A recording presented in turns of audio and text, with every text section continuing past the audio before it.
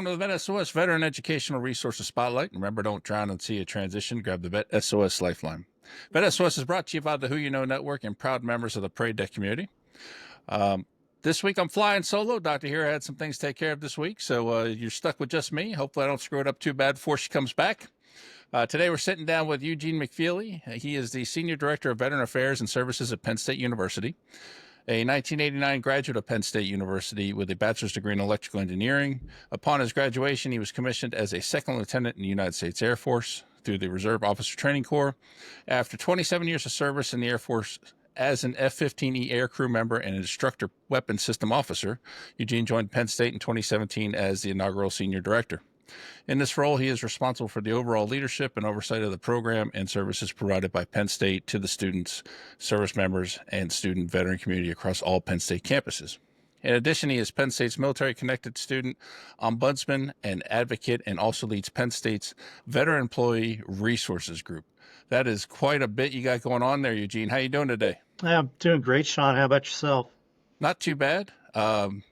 Pretty excited about this. You know, this is one of my alma maters, one of the schools that I got a degree from. So very excited to sit down with you. And like many military students, I did my degree online and was just completely amazed with the program and how military friendly it was.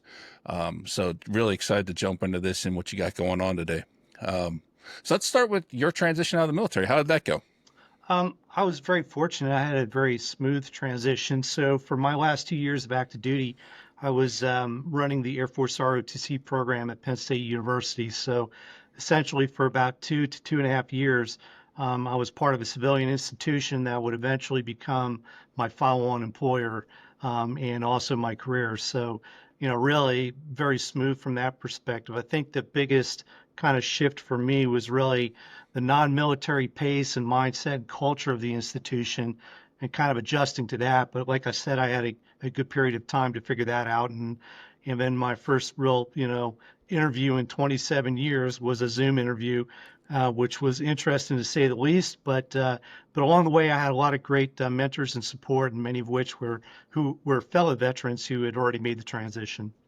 Fantastic. And then that's a theme we hear continuously, you know, finding people who have done it before you, learning from them, getting that mentorship as you go makes everything a lot smoother. All right. So we now know your pathway. You're already working in ROTC, and then, you know, you moved into this position. So we know how you got to working with higher ed. Let's talk about the school in general. So about how many military connected students attend Penn State? Yeah. So just a little bit about Penn State. We have just almost 90,000 students total across 24 brick and mortar campuses and an online campus, and of which about 4,000 are military connected students. So almost 4.5% of our students. Wow. And you said 24 brick and mortar campuses? Yeah, throughout the state of PA. So yeah, we're kind of spread out and big.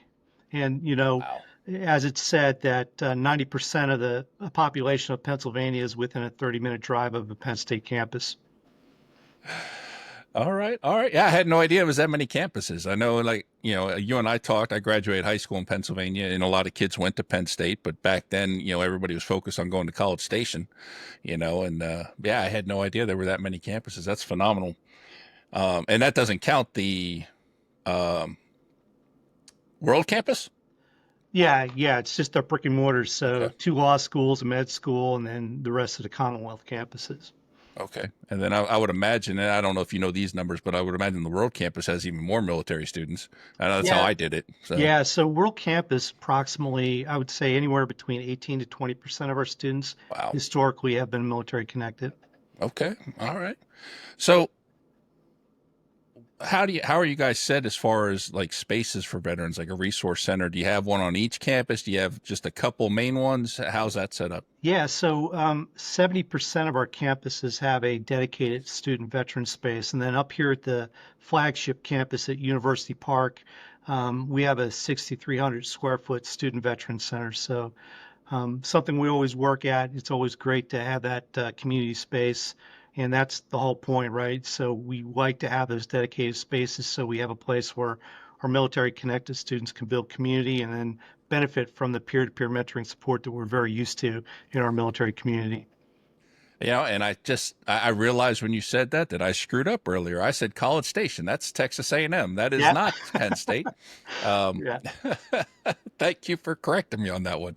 Um, another fantastic school we've talked to, and one I've actually taken some classes at too. I feel like I've gone to a lot of college. I don't know what's Yeah. going on here. So, all right. So tell us a couple things that you guys are doing on campus for our veteran and military connected community.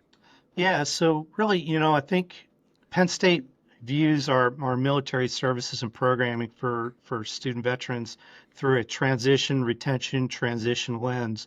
And so, first and foremost, one of our biggest things is to help our students transition into college because, as you know, Shawn, it's a huge shift for folks that are coming off of the military service into the college environment. So, we focus a lot on that. We work a lot on providing programming and support, some really unique programming to retain them while they're here. And then, bottom line at the end of the day, having a Penn State degree is a great thing, but the so what is what you're going to next. So we focus on career services. So along the lines of the transition piece coming in, we do have a peer support program where as soon as we know someone's admitted to Penn State and they have a military connection, we actually have our student veterans reach out to them and kind of give them the gouge of what's going on here at Penn State Nice. and things. Everything from, hey, man, don't buy textbooks until after the first week of class to, these are great places to live and things like that. And that relationship that we build, and it's very similar to what we as military members were used to as far as having a sponsor at the next base you're going to. That lasts for the first year, so they kind of have that support. And then, with that as well, we've got what we call the Veteran College Boot Camp, where we actually bring our service members in prior to the start of the semester. So we do about a month and a half of online programming, really to kind of get their mental juices flowing in some kind of basic skill sets from the college perspective, like math and college level writing, things like that. And then we bring them in for a week of programming on campus so that, they can knock out a little bit of that transition before 40,000 of their other friends show up here on campus for day one. So they can, start, getting used to that. We also have a veterans first year seminar class that runs during the semester, which again, it focuses on help building community and helping folks with that transition to start with. So, that's kind of, some of the stuff we do on the front side with respect to that. And of course, we have dedicated policies and things like that to support our veterans and service members, right? So we have a short notice orders policy where service members are not going to be held financially or Yeah. academically responsible for deployed short notice and things of that nature. And then when you go to our programming that we do for the retention piece, we do a lot of different things, from dedicated tutors in our Student Veteran Center to community programs to kind of build that support network. And we do some innovative things too, right? So we have actually a facility dog. His name is Podrick, if you're a Game of Thrones fan. But, he's kind of our, icebreaker in the vet center. He's here Monday through Friday, 8 through 5. And, quite honestly, he's been voted Employee of the Month for the last year. But he's just a great asset to kind of help people de-stress. And we also use him for counseling. If there's a session that we need to counsel with a student that where emotions are running high or, there's stress involved, it's a great thing to have him in the room just to kind of de-stress the environment. And then, one of the other things that we do right now, and I said about the second transition is very important, is we just hired a career services counselor for our Student Veteran Center. And really, this is something that we're building from the ground up right now, but we felt that it was really important to make sure that our students are going to something, that's next. And we're focusing on transitioning them to either the next level of degree, right, to go to a postgrad, to a career, or even entrepreneurship. So Mary Fisk is leading our effort for that. A real good friend of mine and someone I've worked with in the past. And the bottom line is that we need to make sure our student veterans are going to something after Penn State because, like I said, the degree is great, but the important thing is the so what of what's happening next. So with all that stuff, inclusion is important as far as on campus too. So we make sure that through we do that through engagement essentially and education on campus. So we have a military cultural competency course which I teach. Some might know that in higher ed as a green zone training. So it's just to talk about veteran culture, about the veteran experience and things like that. Because I think we all know that only 0.5% of Americans serve on active duty at every given time. So there is a knowledge gap there, right? And if we rely on people getting their impression of the military community from the media or Hollywood, we're all in big trouble. So we do that to educate folks so that there's better interactions on campus. We have a veteran ally program on campus where people who go through the competency training then become part of a community where we can link people up because higher ed sometimes can be very stovepiped, particularly in the colleges. So it's a way, if I've got a student that's going to the College of Engineering and has an issue, I've already got an ally in the college I can refer them to. So just to help them navigate the space. And then, of course, we do everything else from strategic communications to get the word out, veteran stories on campus. And then Penn State has a pretty big military appreciation effort every fall where we have week-long series of events. We tie it with a football game and have a huge tailgate. So it's just stuff like that to build awareness around our veteran community and then to have interactions between the veteran community and non-veteran community. Yeah, football game atmosphere looks like it's a fun atmosphere. I've seen a few on TV there, especially when you guys go with the whiteout.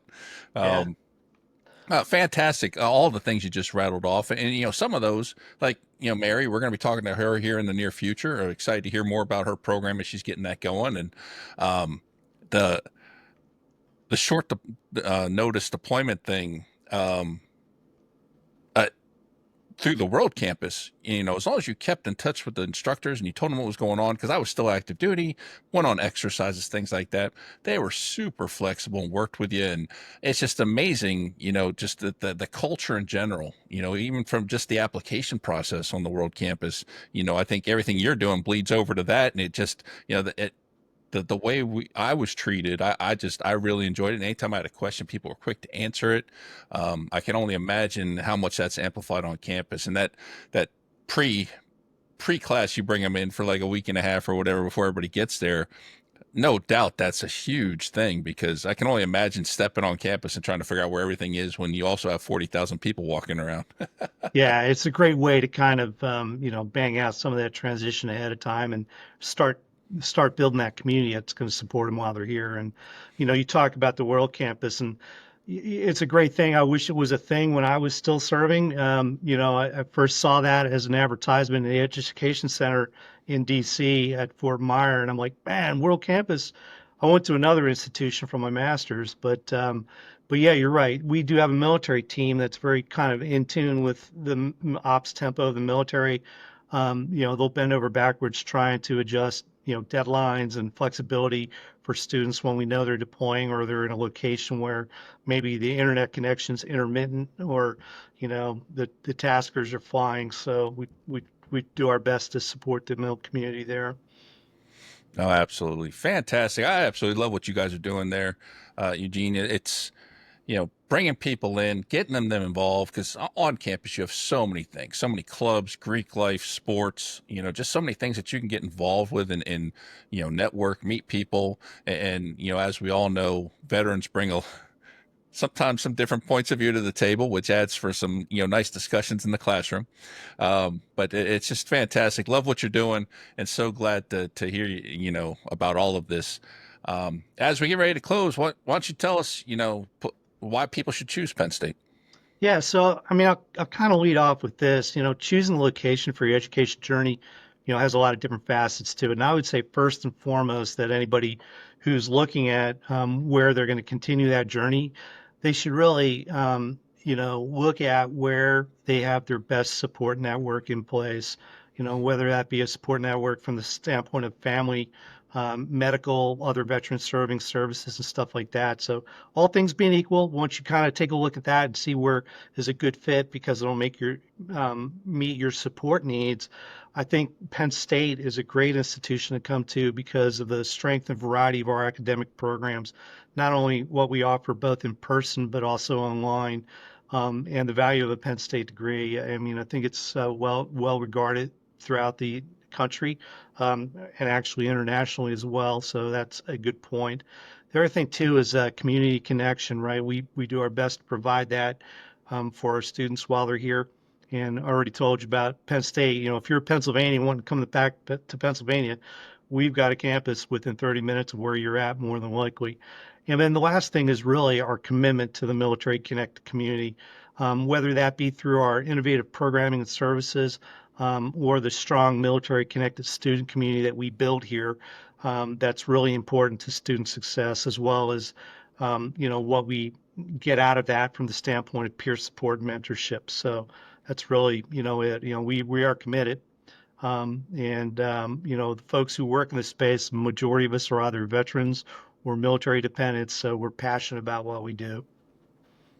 Outstanding. Yeah, you got my vote. I had a phenomenal experience, even though it was the World Campus. I think I probably would have enjoyed it a little bit more. Maybe not got as the grades I got, but it's I enjoyed Greek life when I was in college and all that. So thank you so much, Eugene, for joining us today on VET S.O.S. And on behalf of the entire VET S.O.S. family, I'd like to thank everybody for joining us today. You can find VET S.O.S. podcast on all your favorite podcast platforms, YouTube, and all social media platforms. Make sure you subscribe and follow to VET S.O.S. so you don't miss a thing. And remember, don't drown in the sea of transition. Grab the VET S.O.S. Lifeline.